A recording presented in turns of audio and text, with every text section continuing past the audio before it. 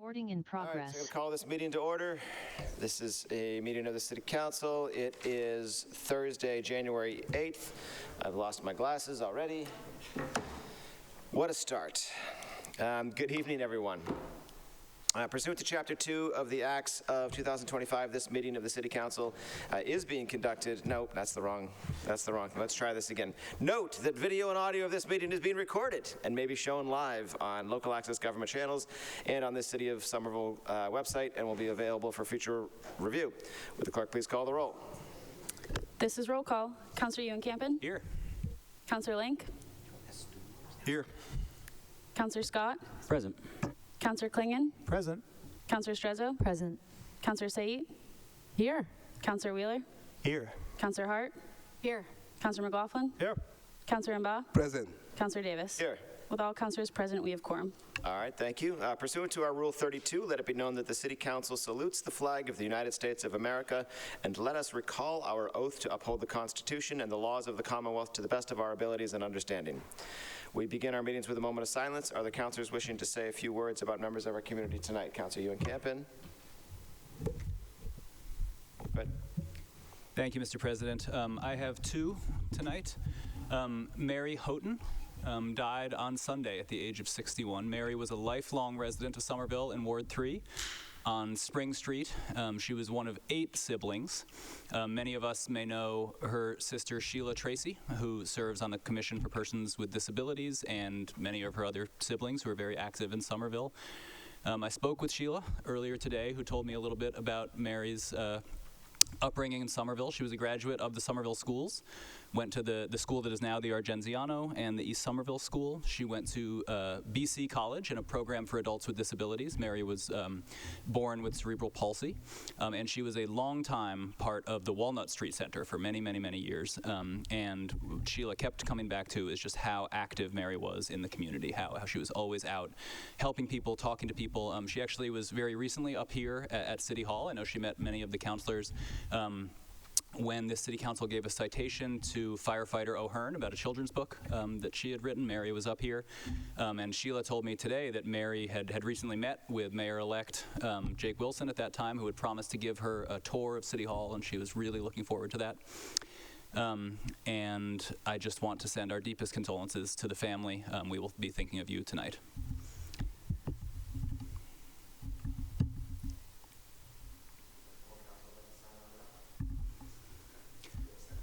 Yes, Mr. President, this one is not about Somerville. All of us have now seen a woman named Renee Nicole Good was murdered in Minneapolis by masked federal agent working for ICE. This was in broad daylight, caught on multiple cameras. Within hours, the President of the United States was telling bald-faced lies about this murder that all of us could see with our own eyes, as were other federal officials libeling this woman when everyone who can see saw exactly what happened. This was a mother of a young child, a beloved member of her community. I encourage everyone to read up on her really just impeccable reputation in the community. It's hard to know what to say about this. We are in uncharted territory. Describing the facts straightforwardly, we have a masked federal agent killing a U.S. citizen, completely unaccountable, protected by the president, as part of this just outrageous, disgusting effort to terrorize cities across the country, particularly immigrants, particularly anyone who doesn't look white. And tragedies like this are the predictable outcome of this garbage. It is horrifying beyond words, and tonight I ask that we keep Ms. Good's memory in our hearts and pledge to honor her memory. Thank you. Others? No? Okay. Councillor Scott would like to sign on. To that one I would as well. I see the whole council would like to sign on to that one as well. Okay. I believe a few others had also prepared some words about this remembrance. If you'd like to say anything, you're welcome to. This time would be appropriate. If not, certainly we sign on to the words of Councillor Ewan-Campen. Seeing no further remembrances, would everyone in the chambers please rise as you are able and recognize a moment of silence for the aforementioned individuals.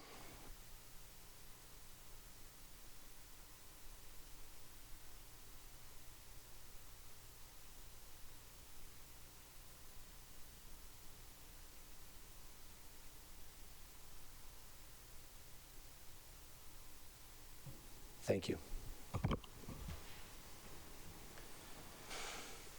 Madam Clerk, next item. That brings us to item 1.3, approval of the minutes of the regular meeting of November 25th, 2025. Any discussion? Seeing none, that item is approved. Next item.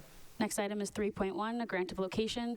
Eversource applying for a grant of location to install approximately a total of 2.7 feet of conduit in Highland Avenue from an existing manhole 18944 to an approximate point of pickup at 185 Highland Avenue. All right, I declare this public hearing to be open. Is there anyone here to speak on this item?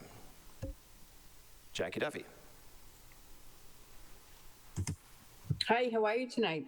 We're well, thank you. How are you? I'm good, thank you. I would like to install approximately 3 feet of conduit in Highland Avenue to provide electric service to 185 Highland Avenue. Okay, is there anyone else here to speak on the item? All right, seeing none, I declare the public hearing to be closed. Any discussion? I got to remember now where all y'all are sitting now, looking at the wrong direction. Any discussion? No discussion? All right, that item is approved. Next item, please. Item 3.2, a grant of location. Eversource applying for a grant of location to install approximately a total of 110 feet of conduit in Jack Street from utility pole 182/4 to an approximate point of pickup at 146 Jack Street. All right, I declare this public hearing to be open. Is there anyone here to speak on the item? Jackie Duffy, Eversource would like to install approximately 110 feet of conduit in Jack Street to provide electric service to 146 Jack Street. Please. Anyone else here to speak on the item? All right, seeing none, anyone else online? No? Okay, so I declare the public hearing to be closed. Any discussion? No. All right, that item is approved. So we have a few items that we'd like to take out of order at the request of the administration. The first is item 7.4, and then the second will be 7.1.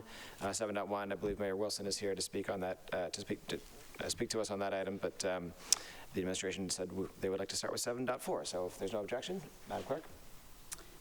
That brings us to item 7.4, a mayor's request requesting approval to accept and expend a $50,000 grant with no new match required from the Massachusetts Department of Agricultural Resources to the Health and Human Services Office of Food Access and Healthy Communities for the Somerville Mobile Farmers Market. Any discussion? Any questions on the item? No? Yes, Councilor Wheeler. I just wanted to share an understanding for those watching at home that my understanding is that the typical way that the council will handle most financial matters will be to refer the relevant items to the Finance Committee, but when there's a particular reason why an item should be addressed immediately, that makes sense, that's appropriate, then we try to consider it as a council and skip that step. If that understanding isn't quite correct, Clerk or President, please correct me. Just thought I'd share that for people who might be watching their first meeting. An excellent reminder, and you got that exactly right. I will always meet with the clerk's office and with the Office of Intergovernmental Affairs earlier in the week, so they can flag some of these items so we have a discussion about it. Sometimes things come up after that, and you know, we communicate that as they come up. But yeah, no, that's exactly right. So in this case, the hope is to get this moving. Councilor Scott, sorry, Councilor Wheeler, you all set? Okay, Councilor Scott. Thank you, Mr. President. Just for folks at home, if you take a look at page 24 of the attached document, it describes the scope of services. This is just money granted from the Commonwealth for us to run the Somerville farmers market, so mobile farmers market. So this looks in order to me, Mr. President. I'd recommend approval. Move to recommend approval. Excuse me, council people, speak up a little in your microphones, please. You got it, Harriet. Thank you for that reminder. Yes, eat your microphones as much as you can. All right, very well. So seeing no further discussion, do we need a roll call on that one? No? All right, that item is approved. Let's take us to 7.1 then. And 7.1, a request of the mayor requesting approval to use available funds in the executive administration salaries account in the amount of $4,543.04 to fund executive liaison public, executive liaison community partnerships, and executive liaison legislative positions. Barry Wilson. President Davis, Honorable Council, I want to just come before you to introduce this so you understood what this was. As part of sort of greater reorganization we're looking at doing in the city, we are doing a restructuring of the mayor's office. As a result, we've repurposed 2 roles for 2 new roles. That's what this is. This is the salaries for those folks. We have now a mayor's public liaison, Jesse Moose. We have a community partnerships liaison, Brenna Broderick. As a result, we needed to move some salary around, so that's what you're seeing before you. I wanted to come explain that to you and ask that you please approve this tonight. Happy to answer any questions. Councilor Strezzo? Thank you, Mr. President. Through you, Mayor Wilson. Can you please give just a quick description of each of the roles? Absolutely, through the president. Happy for that question. The mayor's public liaison is basically the conduit between the mayor's office and the public. That role also has some social media responsibilities, as well as just making sure that the public has someone they can talk to and make sure that their concerns are elevated to the mayor's office, and then bring that communication right back to them. I feel it's very important that the people feel connected to their mayor, and this position is a key part of making that happen. The other role, the community partnerships liaison, it's been my observation that we have not historically done a great job of coordinating efforts between the city and our many community partners. I could name them. I don't want to leave anyone out, but from the organizations working with the homeless to Main Street's organizations, we have so many community partners who do incredible work, invaluable work for us, and it was a really important priority for me to make sure that we are involving them and making sure that we're all on the same page so we aren't duplicating efforts, that the work is getting done, and that's why this position is such an important one. Thank you, Mr. President. Follow up on that to Mayor Wilson. Thank you for that. With the social media work of is it public executive liaison who may be doing that? Will that be in the communications department, or is that a separate entity? And can you just quickly describe the necessity of separating that, if it is separate from the communications department, the purpose of that, et cetera? Absolutely. Through the president, I thought it was important that the mayor's social media account is the voice of the mayor. For example, went and cut a video, what was that, yesterday? I don't know, time blurs. Announcing that the Chapter 40B filing that was done in Davis Square. We got a lot of very good feedback on that. We're going to be doing other similar things like that. I think it's a very important channel for us to connect with people and get the word out to the community about important things going on. We're going to be looking to do much, much more of that. There's coordination with comms, obviously, on anything on the social media side. I just thought it was important to have that divide between the mayor's social media account and the city social media account, because we haven't always seen that clear divide in the past. Councilor Scott? Thank you, Mr. President. I'm excited to hear about this. Also just excited to hear update on plans coming in. I really appreciate it. Our mayor knows how much I pay close attention to the budget book. So as I was looking at the descriptions of the positions posted, they're both listed as grade 3s. When I look at the last year's budget book, I see a few different positions in here that are listed as grade 3S's. Are these positions being reclassified as part of that? Maybe if you could just help me understand the org chart a bit. Absolutely. Through the president, in consultation with our CAO, we felt that the grade 3S classification wasn't necessarily the best use of that classification there. And so as a result, we moved to a grade 3. We just believe that it best captures the qualifications required for these positions and puts them more in alignment with one another. Okay, and then through you, Mr. President, just to make sure I understand, so these would be the 2 3S legislative liaison positions from last budget. The current director of IGA line remains unchanged? Director of IGA line is we're currently in negotiation with a new director. There's a hiring process underway. We're hiring a new director of intergovernmental affairs. All right. to be determined on that front. I will say, the reason why you see an increase there is we felt it was important to have equity and parity between these three roles. And so we're bringing them, they're all three liaisons doing different things. And it was important to me, to our office, to bring them in at the same level salary-wise. And that's why you see that, that's why we're bringing in this money, is to accomplish that. I think that's important to do. Yeah, thank you. Thank you for that, Mr. Mayor. Mr. President, as I was looking at it, I was just trying to understand the breakdown here, because moving from a 3S down to a 3 would appear to be less money, but then the requisition here for a little bit extra. What am I missing? Moving pieces here. All right. Yes. We could have moved things around a number of different ways. You know, you recall, thank you for the appropriation that was passed for the transition team expenses.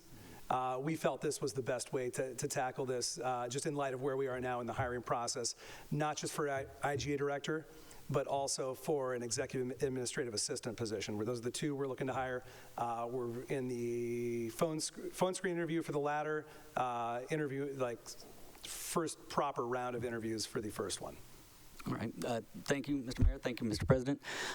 That answers the questions I had. I appreciate it. Just trying to do my best to keep an eye on things between now and the next budget season. And Mr. President, can I add, we could have come to you way later for this. I thought it was important on principle just to come to you and explain the restructuring that was going on. I took full advantage of an opportunity, just to come before you here at your first meeting, and just as a gesture of what we're looking to do, bring you all along on this and make sure you know what's happening in the mayor's office. I appreciate it, sir. It's always a pleasure to see the mayor when they're not here to scold us. Councilor Wheeler. Through the chair, I just wanted to say welcome to those who are new for working for the city, both in the mayor's office and throughout the staff. And congratulations to those who are continuing to work for the city, moving from one role to another. And I hope everyone can see that Somerville is a place where dedication in public services and servants is recognized, and careers flourish. Thank you. Mr. President, can I add on that front? I didn't introduce her because she's continuing on, but Yasmin Radasi is continuing to be your legislative liaison, so y'all have her contact info. She's part of this, though, so I just belated recognition to Yasmin. Any further questions? Discussion? All right. Seeing none, that item is approved. Thank you, Mr. Mayor. All right. That will take us back to our regular order of business then. And that brings us to item 4.1, an ordinance by Councilor Davis amending Chapter 2, Article 3 of the Code of Ordinances by adding a new section establishing the time and place of regular meetings of the City Council.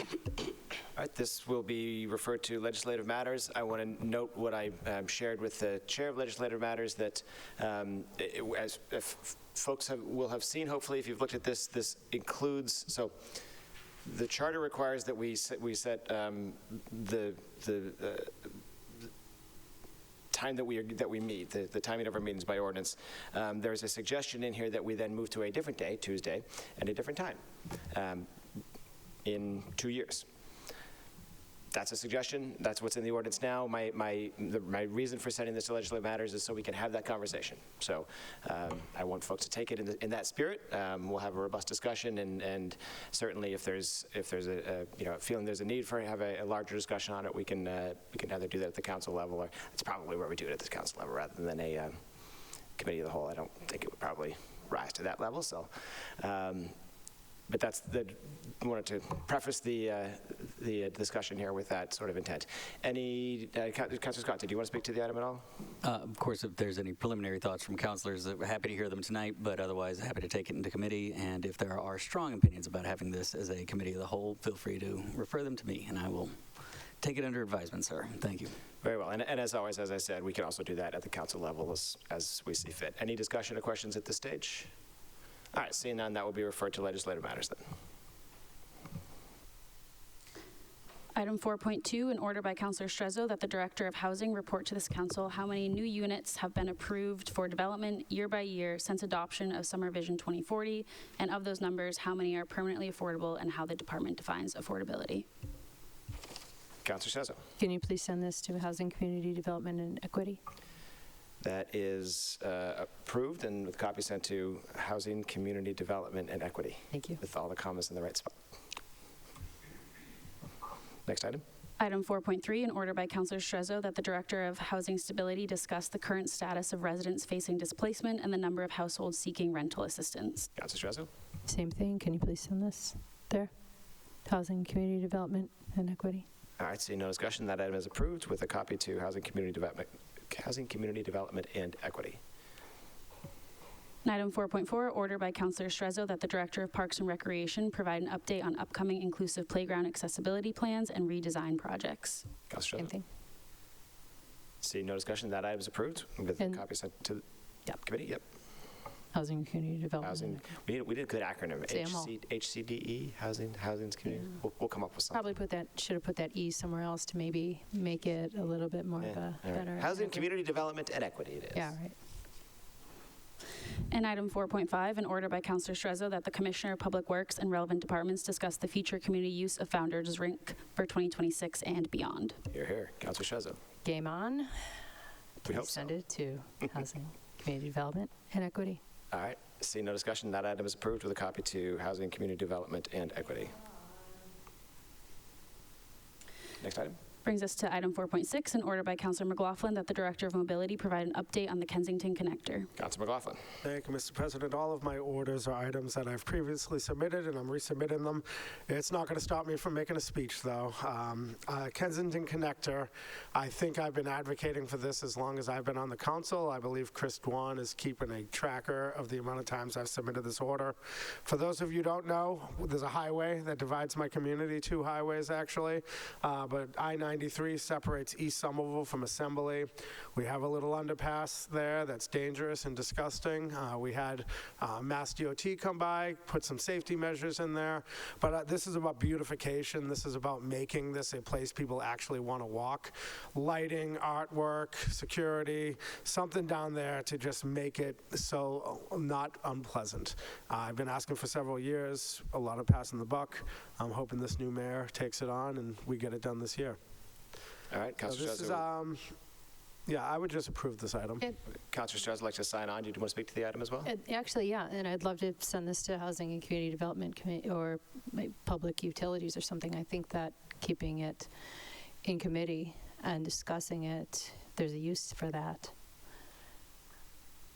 Any objection to that? And- Councilor McLaughlin yeah. gives the thumbs up from Councilor And- McLaughlin. Great. Preference on the committee? Councilor McLaughlin? Okay. Wanna take I it mean, I'm and- happy to take it in mind, which, by the way, I do want to say that the Kensington underpass is smelly and gross and scary at times. My beloved dog Martha and I like to go in that region.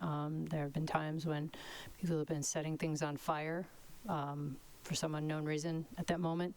The artwork that was put up by East Somerville Main Streets years ago, somebody slashed it, so it's just dangling there and tattered, and that's really unfortunate too. It is scary at times. It is not well lit. And then, of course, that doesn't even count for the fact of trying to cross the streets on both ends and hoping no one gets killed. So yes, it is quite an important issue. It should be addressed this year, and can we do that, please? Thanks. All right. Just to add to that, Mr. Go ahead. President, people have been killed down there. We had one unhoused person who died under that bridge, and then someone else was hit by a car as well. So it is definitely something I'd like it done before my time here is done, that's for sure. Very well. All right. Councilor Link? I get just a question for this. You said beautification through the chair. Sorry, this is a beautification project. Is there any, because it's with the DOT, is there any opportunity to fix the lighting? The crosswalk light setup is not particularly safe. Is that something that could be discussed, or is that not in this particular? Care to put the question to Councilor McLaughlin? Is that the intent? Yes. Councilor McLaughlin? I would think they're 2 separate things, but we can obviously have that conversation in committee.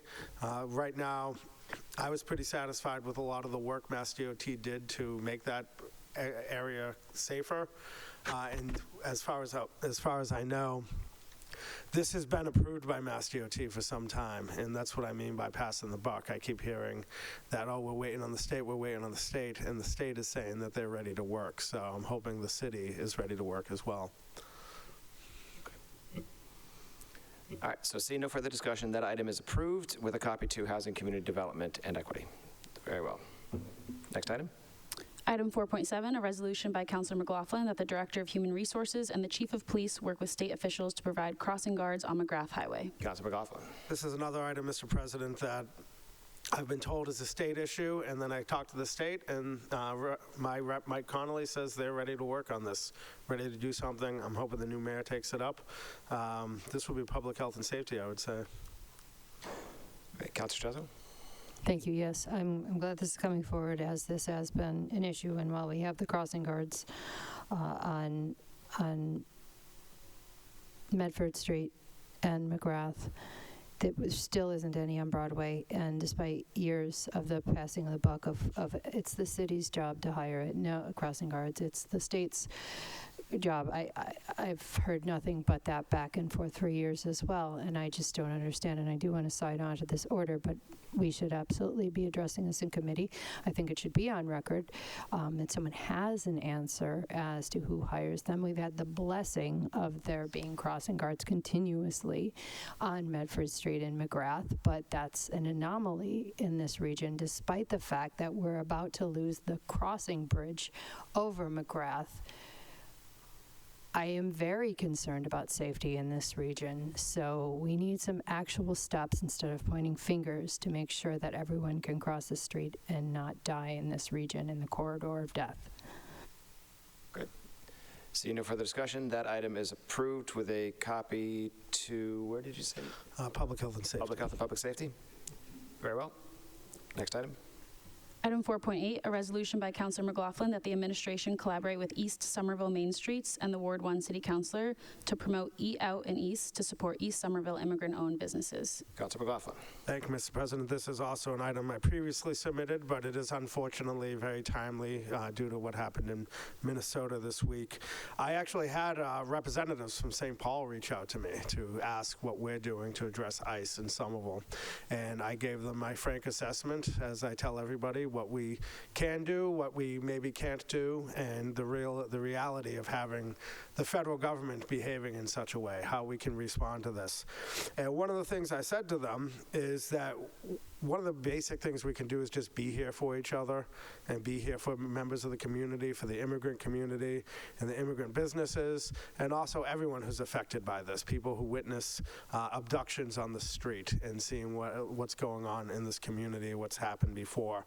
And this is a very simple idea that activists in the community have started, and I've supported them on this, is just once a week come down to East Somerville, eat at the local businesses, which are 75% immigrant-owned. Come down, walk around the neighborhood, be visible, make sure people feel safe in the streets, not asking for anything outrageous. Just building a community and making sure people are there for each other. I've spoken to the mayor about this already, and how we can get city assistance to make this happen, because if we just allow it, if we leave it up to activists alone, things like this can fall apart. And I would like to see a full press from the city government to assist these businesses, to assist East Somerville specifically, and to make sure that people feel safe in the community. So I would take this up in public health and safety as well. Any further discussion? Councilor Strezzo? Yes, if you want to, through you, Mr. President, to Council McLaughlin, I also suggest bringing in economic development on this. It should be pivotal in their already pushing for the campaign of supporting small businesses, and to the other additional level. And yes, if it doesn't go to public health, public safety, which you may, I think you're on that committee. Yeah, so, all right. Enjoy the conversation, but always happy to talk about it too, in housing and community development as well. But yeah, you want a public health, public safety, it makes total sense. Seeing no further discussion, that is approved, and I think public health and public safety is fine, certainly since Councilor Strezzo, we've already loaded up your committee pretty well. So that is a copy sent to public health and public safety. Next item. Item 4.9, a resolution by Councilor McLaughlin that the Director of Engineering and the Director of Mobility work to block off the end of Virginia Street and Aldridge Street through traffic. Mr. McLaughlin. Traffic and parking, please. No further discussion. That item is approved with a copy to traffic and parking. Item 4.10, a resolution by Councilor McLaughlin that the Director of Planning, Preservation, and Zoning draft an amendment to the zoning ordinances for transit-oriented height and density bonuses for additional affordable housing and other enumerated community benefits. Councilor McLaughlin. So this is the upzoning item, citywide upzoning. It's been on our agenda for a few years now. I have faith that this is going to be the year. Land use, please. Very well. So I think it was originally yourself, It was both of us, Councilor yes. Wilson, and me were the three initial sponsors. So I'll sign my name onto this one again, certainly. Do we want to send this to committee as a reminder, as sort of a holding item? Yeah, it's our placeholder for the Land Use Committee. Okay, very well. Councilor Sate would like to sign on. Councilor Wheeler, Councilor Hart, and Councilor Link, and Councilor Baugh, and Councilor Strezzo. Good. Councilor Scott. Very well. That will be approved with a copy to land use. Item 4.11, an order by Councilor Wheeler and Councilor Ewan Campen that the Director of Mobility discuss with this council the recommendations of the Pedestrian and Transit Advisory Committee regarding the 25% design documents of the Massachusetts Department of Transportation McGrath Boulevard project. Councilor Wheeler.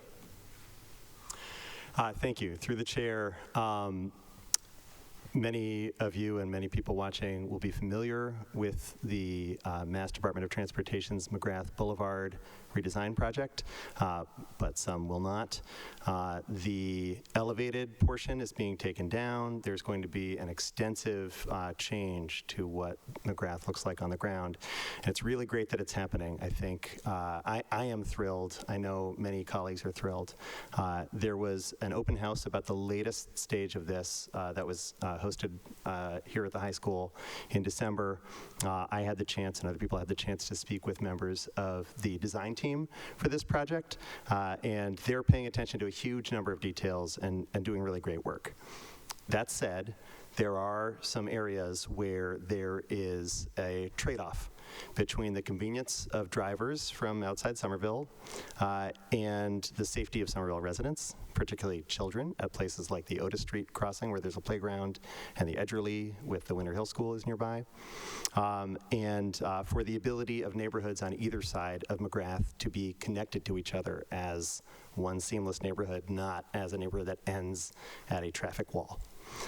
So there's, I think, really thoughtful and attentive and specific feedback that our Pedestrian Transit Advisory Committee has produced. I would love for that to be the beginning of this council articulating as a whole any areas where we want to urge MassDOT to continue working and refining. Thank you. Councilor Ewan Campen. Thank you, Mr. President, and thank you to my colleague for leading on this. Can I ask that we read item 10.4 also, which is the recommendations from the PTAC? We need to take them up together. Yeah. Madam Clerk.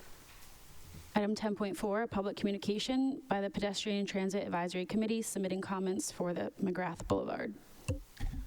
Thank you, Mr. President. You know, I think, as my colleague just said, our hope is there are a lot of people who have really important feedback, and what we need to all do is sort of speak with one voice, right? When we're dealing with a state agency like DOT, if we have this group of advocates saying this, and the City Council saying this, and the Mobility Department and the Mayor's Office saying this, they're going to tune that out. We need to try to have one voice. That is how we're going to get our feedback heard. So I'm looking forward to having this conversation in traffic and parking, you know, with the Mobility Department, who have a lot of expertise working with state agencies. Okay. Councilor McLaughlin would like to sign on. Councilor Link, do you want to speak to? Okay, just give me a wave if you want. Then I'll write your name down. Councilor Link, you have the floor. Through the chair, I just want to thank Councilor Wheeler and Councilor Ewan Campen for bringing this up, and I just want to emphasize the very first one, which is the hawk signal on Otis Street, which Councilor Wheeler mentioned, and I just really hope that that we can get that back to a signalized crossing. Okay, Councilor Scott. Mr. President, hawk signals, one of my favorite topics of discussion. Those who are not frequent followers of the City Council can see some greatest hits footage over the year as it relates to the hawk signals on Beacon Street. So on that one, I was told it was too late to make a change, but I'm going to keep holding on to Councilor Niedergang's advice. It's never too late to correct a mistake. So let's all join in the fight together. I look forward to it, sir. Councilor Klingon. Thank you, Mr. President, through you. Thank you, my colleagues. As one of the councilors who, one side of the McGrath is Ward 4, the other side is Ward 1. Well, sort of. I do not like hawk lights at all, especially not for there. But, I would be remiss not to mention, I know I've heard the mayor's office, I heard a bunch of different things. I know State Representative Mike Conley is very much sort of hands-on with this project, so naturally that one voice would include his voice, of course. But yeah, I appreciate this conversation because I'm not totally satisfied with what we have there. I know that, as usual, budgets are the constraint, but I think we can, with the right advocacy, we can get there. So thank you both. Okay. Councilor Said would like to sign on? All right. Councilor Link would like to sign on? Councilor Klingon would like to sign on twice? Councilor Hart? All right. Very well. So that is approved with a copy to traffic and parking? Is that the request? Yeah. Okay. Next item is item 4.12, an order by Councilor Wheeler that this councilor work with the administration to clarify understanding of the rules for accessory dwelling units or affordable dwelling units as detailed within. Councilor Wheeler. Thank you, through the chair. Legalizing accessory dwelling units is a move intended to be a gentle way to add homes to our city without displacing existing residents. However, across the multiple layers of government that have policy related to housing, there are often tricky ambiguities about different definitions, different terminology, and there's some questions that have come up in our community about clarifying some of these questions and some of these ambiguities related to terminology, related to height limits in different documents, and related to the relationship between the primary structures and these secondary structures behind them.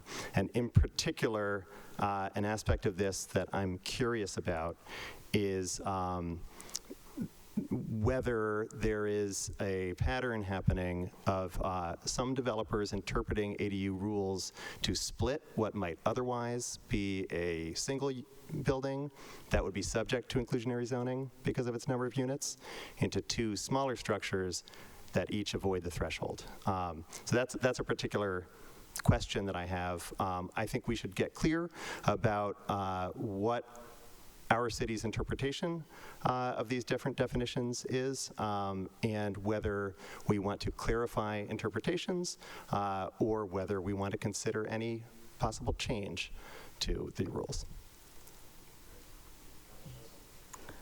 Thank you. Through you to Councilor Wheeler, ADUs are by right. And this is when I know this is, it's a good opportunity to just listen and connect with department heads and find out more information about ADUs because it is complex. However, there's a lot of work that has been done about this that can be outside of an order and don't necessarily have to be an order. There's a lot of good work in ADUs and a lot of conversations happening as well. So I am excited to talk further about accessory dwelling units and cottages and backyard cottages and what the next year and years to come will look like. But let's research, look, and listen, and learn from each other too. Thank you.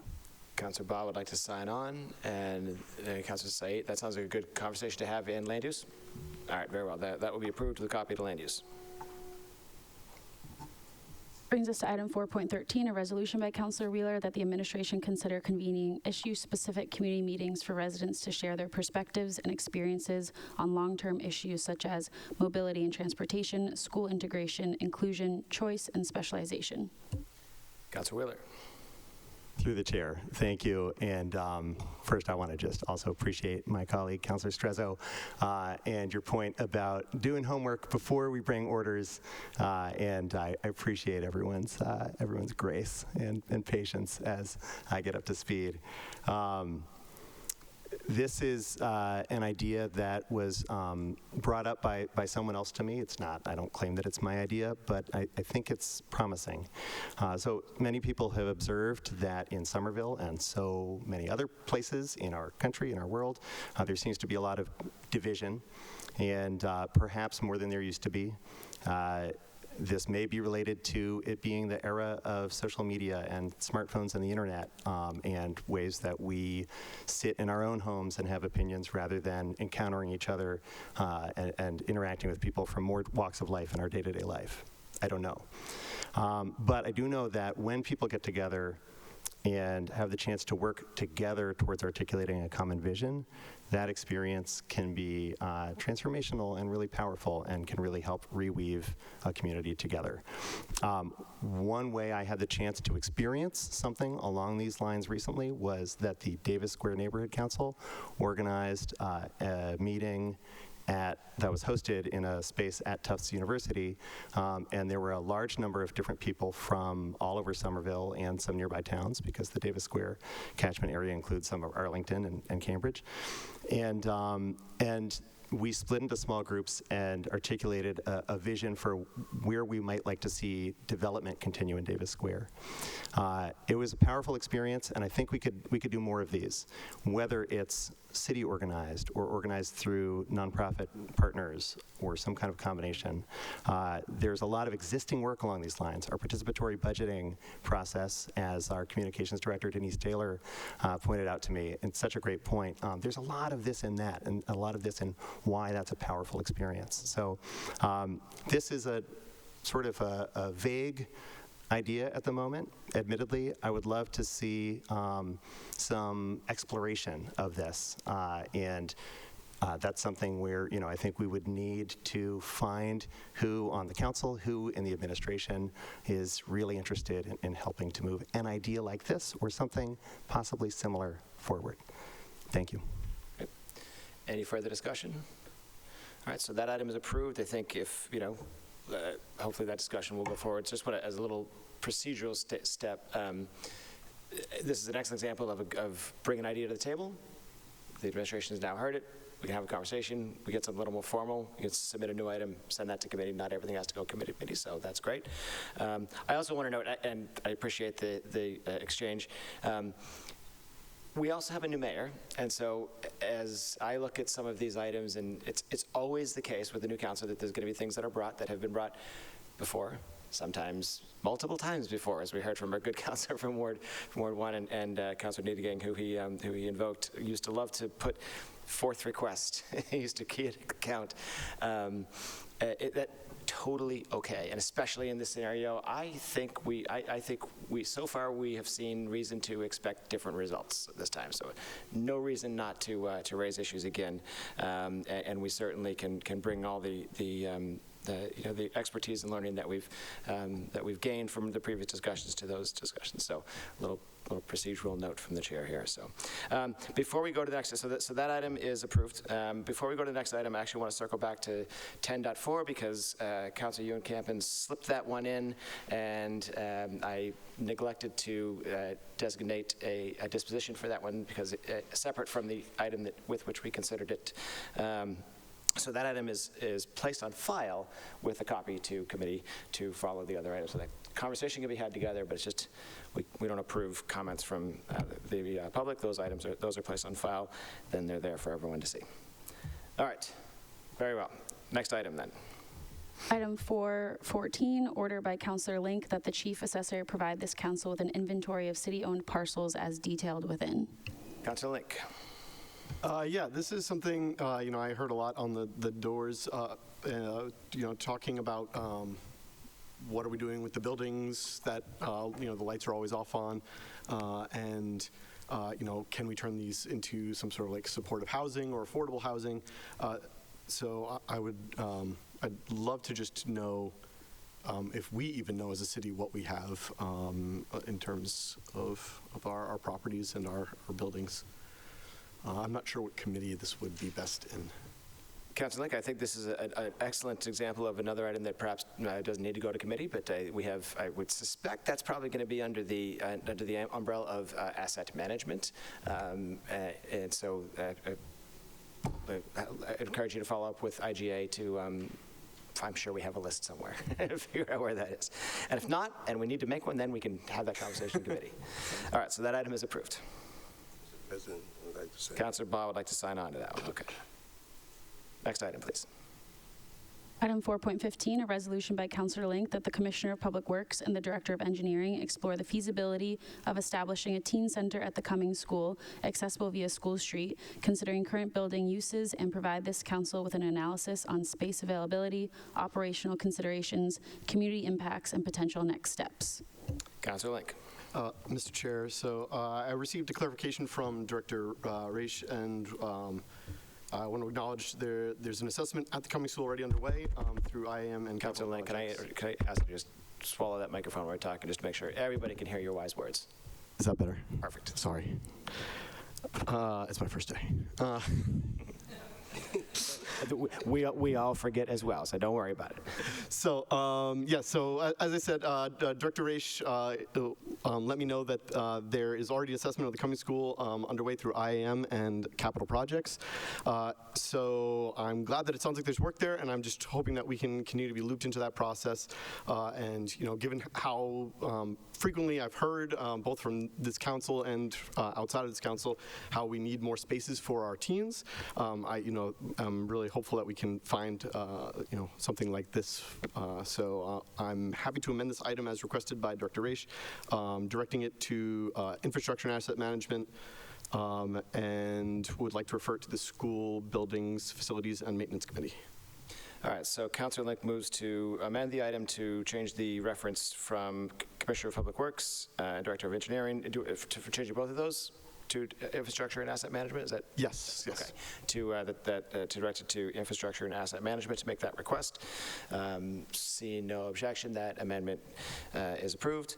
And then... Sorry, Mr. Chair, could I sign on to that? Could I sign on to that item?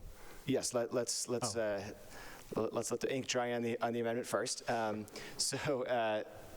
Councilor Wheeler would like to sign on to the item now as amended. I would also reference folks to, there was a discussion specifically as it related to overflow space or swing space for the school department that was specific to the Cummings School. So I would encourage folks to take a peek. I can't recall if that happened in school building facilities and maintenance or whether it's the school committee. It might have been both. Liaison Radazzi, can you help me out with or otherwise advise us as where folks can look at to catch up on the discussion? Thank you, Mr. President. Yes, it was in school building, facilities, and maintenance, and we'd be happy to have this sent to that committee so that we can continue to give those updates at a regular cadence. Perfect. All right, very well. So that will be approved with a copy to school buildings, facilities, and maintenance. Thank you. Next item. Item 4.16, a resolution by Councillor Link that the Director of Mobility install a no turn on red sign at the intersection of Bow Street and Warren Avenue to improve pedestrian and cyclist safety and report back to this council on implementation timing. Councillor Link. Really straightforward one. That light only ever turns red if there's a pedestrian pushing a button. So it seems like a really low-cost safety improvement that we could easily make to make the world a little more safe. Any further discussion? I think we'll want to send that one to Traffic and Parking so that it can make its way to the Traffic Commission, assuming they're the ones that would need to do that, but maybe not. I may have the priorities wrong, but either way, we'll approve that with a copy to Traffic and Parking to make sure it gets to the right spot. Next item. Item 4.18, a resolution by Councillor Link that the Director of Public Space and Urban Forestry develop and report on a standardized green score for public parks and identify appropriate benchmarks and expectations for publicly owned parkland. Councillor Link. So we've made some really great progress in the city with new parks and open spaces, but we have some older parks that are notably less wonderful. So I'm just really hopeful that we could build on, we require a green score for our private properties and developments, and having something of would probably be different, but having something similar for our own public parks and open spaces so that we can understand where we're doing really well and where we might not be doing so well and maybe need to pay some attention, for example, Perkins Park.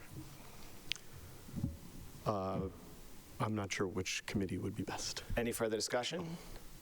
No, so this could go to a couple committees, but I think that it might make sense to send it to open space, well, no, what do we call it now? Yeah, that's. Sustainability infrastructure, that's the one. Which is where items that would have gone to open space, environment, and energy will now be captured, and we'll have those good conversations. So, see no further discussion, that is approved with a copy to sustainability and infrastructure. Next item. Item 4.19, a resolution by Councillor Link that the administration explore the feasibility of a year with no swag as detailed within. Is it possible to live for a year without swag? Councilor Link, tell us how it will be so. So yeah, I suspect that my wife is probably going to think that this is about my war against tote bags in our house, but actually I'm in all seriousness, I am curious, like, you know, how much as a city we could save money if we didn't have quite as much swag maybe for 2026 in a year where we're looking at maybe a tighter budget, and what maybe better things we could do if all of it was gone for just a year, to make sure that we're spending things on our best priorities. Councilor McLaughlin. We still get to keep our badges, though, right? How dare you classify our badges as swag, Councilor McLaughlin, after such hard fought. Okay, Councilor Wheeler. I just want to say through the chair, I think, as fun as this item is, in a way, it's also serious. And I think always it's good for us to take a step back and ask ourselves, is the way that we're doing something that we want to keep doing? Does it make sense overall? So I'm glad that we're asking questions like this. Thank you. Councilor Scott. I look forward to the discussion here.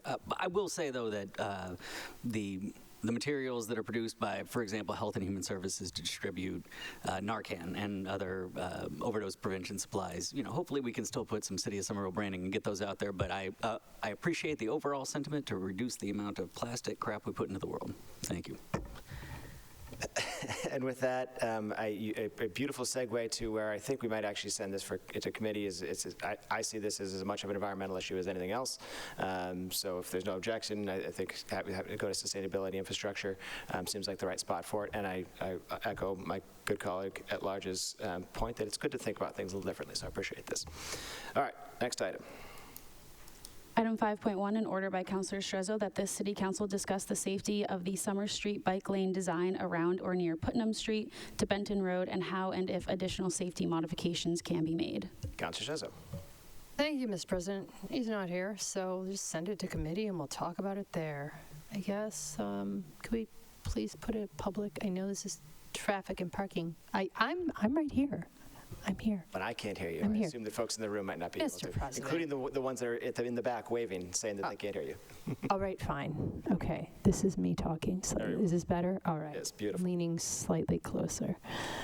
I do want to talk about this, but I'm not on traffic and parking. It seems like a good avenue for that, but I guess, can we send it to a committee like Public Safety, Public Works, or who is the chair of traffic and parking now, if I can bring this forward? There's a constituent that very much wants to speak on this, and I think that he should. With all the dysregulation of last couple meetings that happened, they weren't able to come and speak on this, and they really want to speak on this, and I think they should. Okay, so I think there's a few committees that this could go to. I think traffic and parking, I would agree, seems like the most likely, and because that is I guess still most of our committees are three people. That was an intentional decision so that other councilors can come and speak to an item and without there being a quorum concern. So you can work with the chair of traffic and parking as appropriate on scheduling if you care to come speak to it, and to ensure that this member of the public might have an opportunity as well. So if that makes sense, I see a face. Pardon me. Oh, there's face. Faces suggest that you don't quite agree with what I'm saying, so I want to give the opportunity to push back. Very good cue. No, thank you. I don't mind that, but it just seems like one more burden on the chair to have to figure that out, chair of traffic and parking, and I don't mind that, but I don't mind it going to traffic and parking. I'm happy to send this. Like I said, there's several options where this could go. I think housing, community development, equity would be fine. I think public safety, public works would make sense. I did make a copy of cheat sheet on the committees. Made it small though, which is a problem. I want me to can hold it over barely here so you can read it? kind of, yes. I am going to have to go to CVS and get those little itty bitty glasses. I'm not looking forward to that. Anyhow, I mean, yeah, you know what? Can we send it to just, I'm on public health, public safety. Can we send it there? Do you mind, Mr. Chair? Through you to Mr. Chair of To public health, public safety? I'm not, am I? Oh, okay. Councilor Uncampbell, you care to weigh in on this, and the big debate of this appropriate committee? Mr. Chair, I think Give it we a should good go around the home. horseshoe and each give our preference. No, Yes, that's I think exactly it's- what we should be doing. Oh, Mr. Chair, I We think have it's no relevant- committee report, so we got to make this Yep. meeting last somehow. yep. I think it's relevant which staff attends these meetings to give the kind of feedback that we're looking for. The traffic and parking has mobility and engineering staff attend it regularly. I believe that those are the relevant staff for this. That would be my recommendation. But Yep. Mr. President, I through you to Councilor Unkampen. Yeah, I hear that. However, there have been past instances where an agenda item that I'm concerned about, I comes and passes and goes and is already put on the committee report, and I don't, and I missed that opportunity. And this was a really important issue for this person to bring forward, and I want to give them that space. So, yeah, let's just please send it to public health and public safety. Thank you. All right, seeing no objection, that is approved with a copy to public health and public safety. Next item, please. And that brings us to item 7.2, a request of the mayor requesting approval of a time-only contract extension for 3 months with a new expiration date of March 31st, 2026 for Stan Tech Consulting Services Incorporated for design services for the Spring Hill Sewer Separation Project. That is referred to finance. Mr. Councilor Wheeler? I just wanted to make a quick comment on this because I didn't quite know what time only meant, and I imagine many other people might not know. Time only means this is a contract that's not asking for more money. It's just asking for the legal ability to keep working given what we've already committed to paying. Correct me if that is wrong, just for anyone who's wondering. Once again, nailed it. Appreciate it. All right, so that is referred to finance for discussion, or for recommendation. Next item, please. Item 7.3. Councilor Wheeler.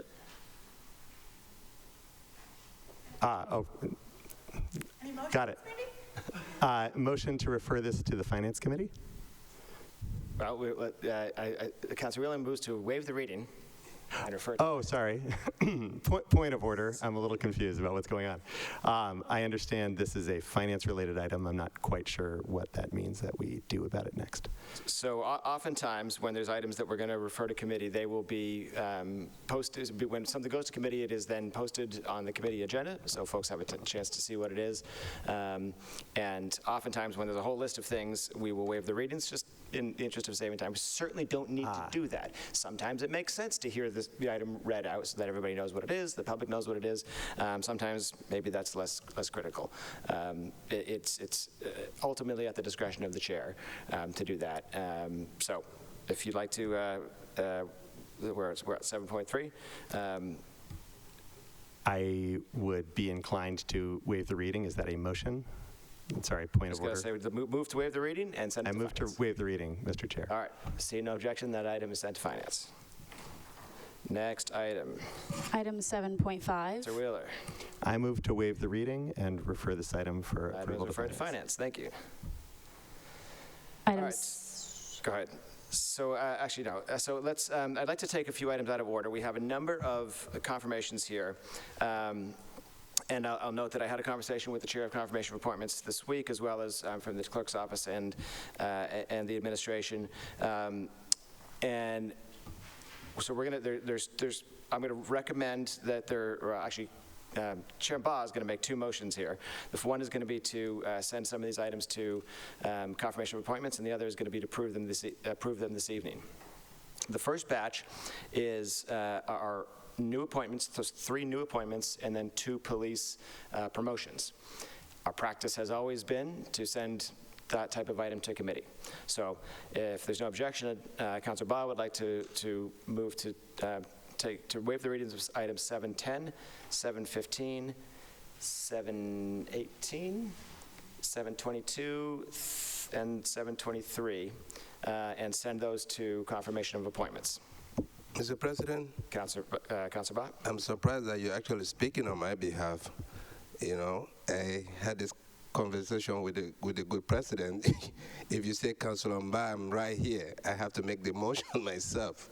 Go right ahead, Councilor. Thank you, Mr. President. And so to my new colleagues, you know, in the past, this is the first time that we're having department heads come to us. So, and in consultation with the president, you know, we agree that this, if they are reappointments, these are people we already know, you know, it's necessary that we approve tonight unless any member of this body thinks that they deem anybody to go to committee, then we'll send it to. Councilor Bach, can I just ask you to, so the items that are before us are 710, 715, 7.8, 722, and 723. These are 3 new appointments for department heads and 2 police promotions. Yes. So on those items, you'd like to send those to confirmation of appointments? I would like to waive, you know, the readings of 7.6 to 7.9, 7.11 to 7.14, 7.16 through 7.17, and 7.19 through 7.21 to approve those tonight because these are reappointments. Okay, so Councilor Bach moves to waive the readings of 7.6 through 7.9, 7.11 through 7.14, 7.16 through 7.17, and 7.19 through 7.21. These are all department heads who are currently serving in their role that were not previously appointed by the City Council. The charter, the new language in the charter, or the continuing government's language in the charter, could be interpreted to say that a reappointment is not required. In fact, the word required is what is used. Mayor Wilson has submitted these for reappointment in an act of good faith.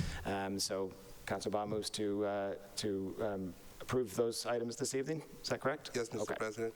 Unless, of course, there's an objection, in which case we can send any specific item to committee. All right, so seeing no objections, so those items are approved. We don't need a roll call on any of those, right? No. All right, very well. And then another motion, Councilor Bott? Yes, Mr. President, I move to waive the reading of 7.10, 7.15, 7.18, 7.22 to 7.23, and send those one to confirmation of appointments. Okay, seeing no objection, those items are sent to confirmation of appointments. Thank you. Thank you, Mr. President. Next item.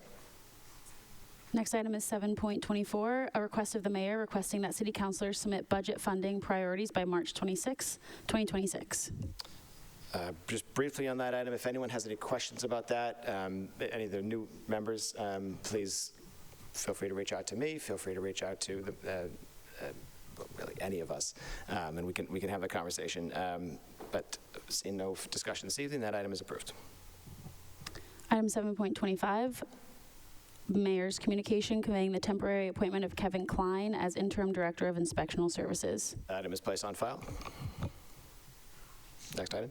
Item 7.26, a communication of the mayor conveying the temporary appointment of Neil Viner as interim director of water and sewer. That item is placed on file. 7.27, a communication of the mayor conveying an updated end-of-term report at the request of former Mayor Ballantyne. That item is placed on file. Brings us to item 8.1, an officer's communication, the city clerk requesting acceptance of Massachusetts General Laws, Chapter 41, Section 91, relating to the appointment and removal of constables. That item is referred to legislative matters. Councilor Wheeler, do you want to speak on that item? Through the chair, if I may. Just another quick definition. This was a point of confusion for me. I heard constable and thought some type of police officer, but as I understand it, constables are municipal officers who serve legal documents like summonses and subpoenas, collect debts, and sometimes do assist with some procedures like evictions. So that was just a bit of context that I found useful. Okay. Councilor Scott? Thank you, Mr. President. That is correct, although it is, they also go armed around the city. So it is one of those things that the city has, this council has reviewed several times in the past. There's some history there where at one point it was required that the city of Somerville appoint constables because otherwise constables from other communities would come in and perform evictions. So, I will swallow this more. I look forward to it'll be an interesting discussion. It's one of the things that comes out of our last charter. Mr. President, I appreciate you referring this, and I would also ask that you refer 8.2, 8.3 to legislative matters as well. And you can waive the readings of those, or you can read them in. Councilor Scott moves to waive the readings of 8.2 and 8.3 and refer those to legislative matters. Seeing no objection. Was it referred? And that brings us to item 8.4, an officer's communication, city clerk conveying information regarding the city council's responsibilities pursuant to the 2025 city charter.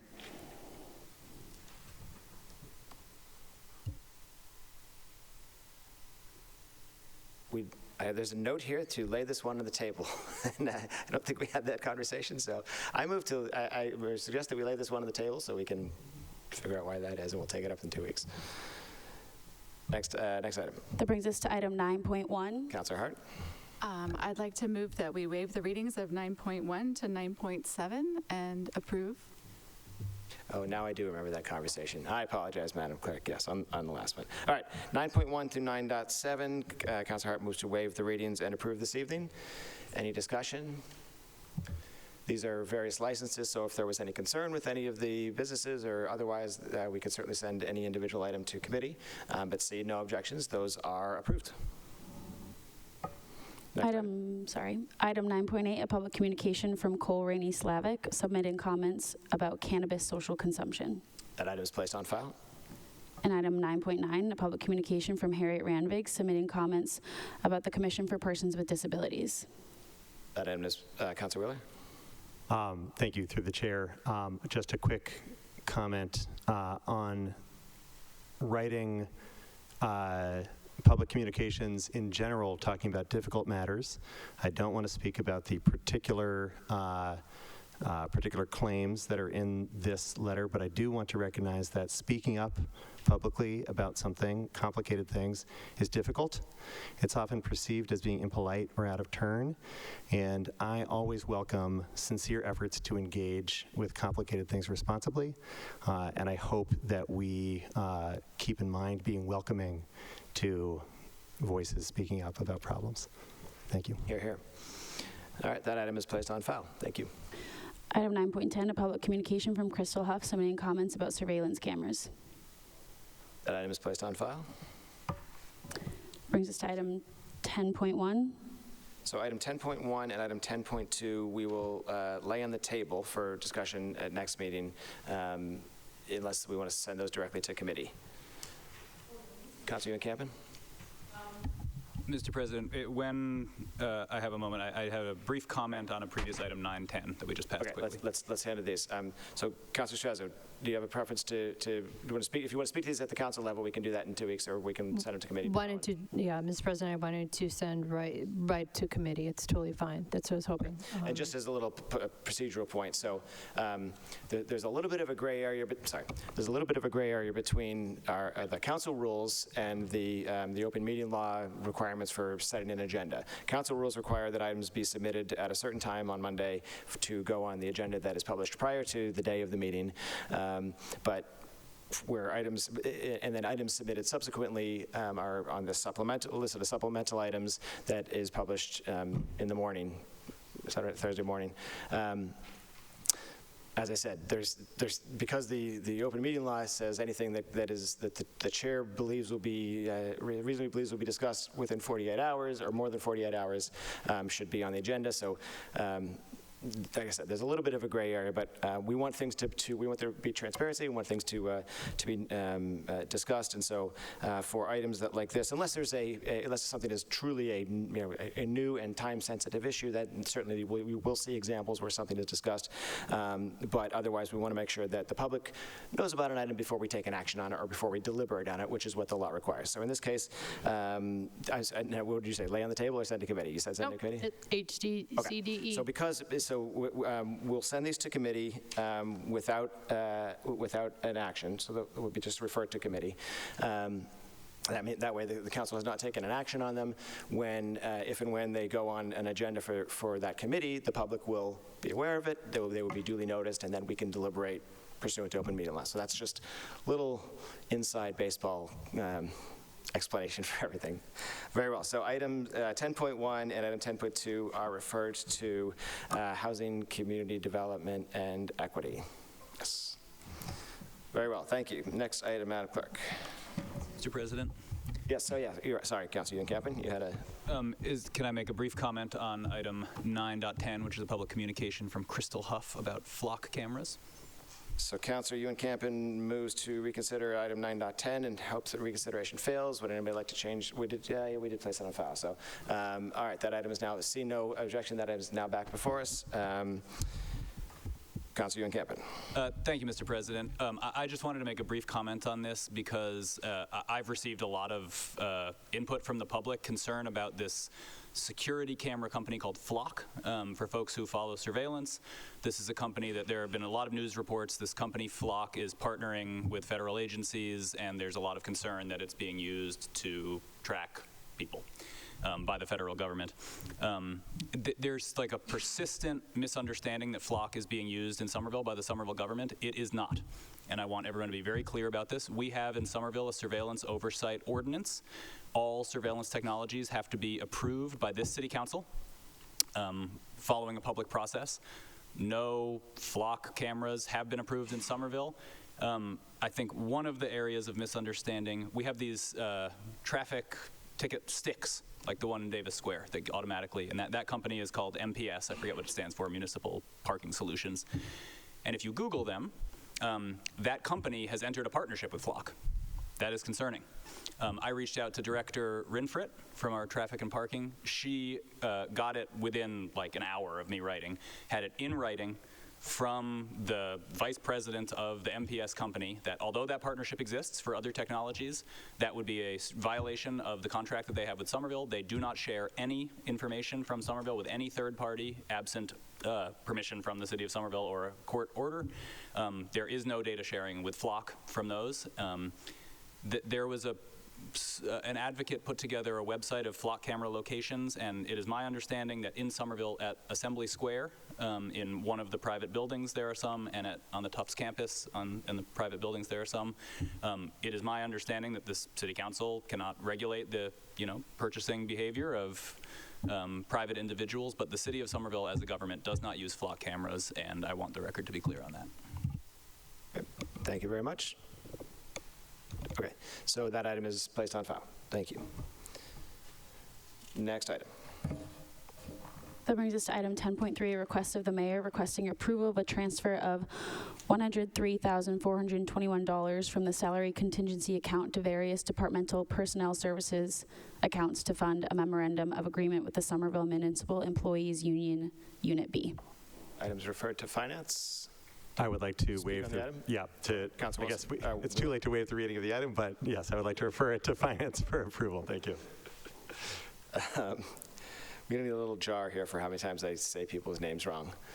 None of you yet have reached the level of Councilor Yampampan, which I think which I myself may be challenged to ever beat. All right, thank you very well. So that is referred to finance. Next item. Yes, Councilor Scott.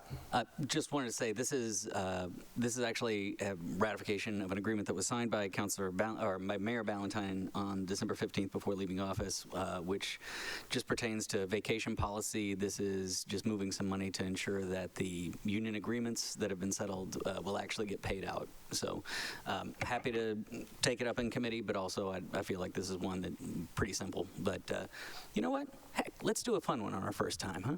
All right. Thank you, Mr. President. Very well. And I would like just to clarify through the chair, there's no, if there's any issue in delaying, I wouldn't want to keep people getting their retirement or vacation money. They'll get paid. It's fine. All right, very good. So that is referred to finance. Next item. And that brings us to the last agenda item, 10.5, a public communication from Marjorie Williams submitting comments on the ballot question. That item is placed on file. Are there any late items?